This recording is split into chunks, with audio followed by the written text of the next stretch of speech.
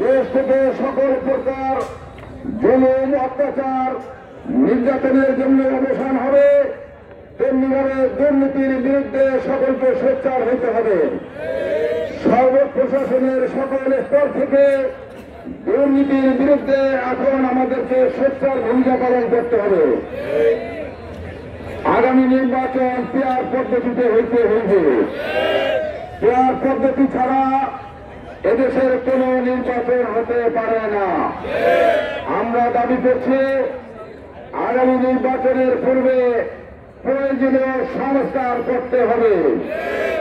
সকল সংস্কার শেষে নির্বাচনের তারিখ ঘোষণা করতে হবে। আজকে দেশের অভ্যন্তরে যারা চাঁদাবাজি সহ সরকারের ভাবমূর্তি খণ্ড করছে তাদেরকে বিচারের আওতায় আনতে হবে।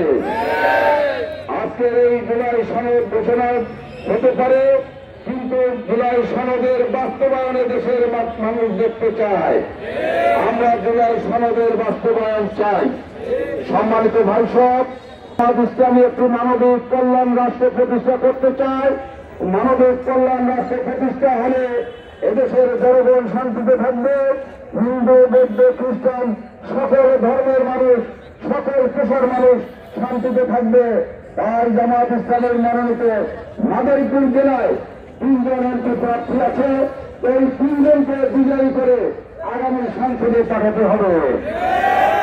আজকের এই গণমিছিল করবে সমাবেশে আপনার মধ্যে দুর্যোগপূর্ণ আবহাওয়ার মধ্যে এসেছে জেলা সরকার পক্ষ থেকে আপনাদেরকে আন্তরিক ধন্যবাদ এবং মোবারকবাদ জানাচ্ছি, আন্তরিক শুভেচ্ছা জানাচ্ছি।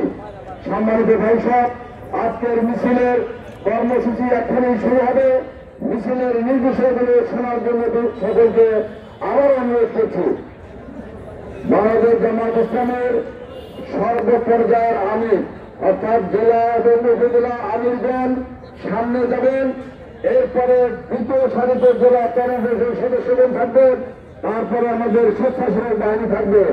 এরপরে এপ্রিলের শেষে উপজেলা যে সকল পৌরসভার সকল সেক্রেটারি বৃন্দ পিছনের সারিতে থাকবেন। এইভাবে আমরা সুশৃঙ্খল একটি মিছিল জাতিকে উপহার দিতে চাই।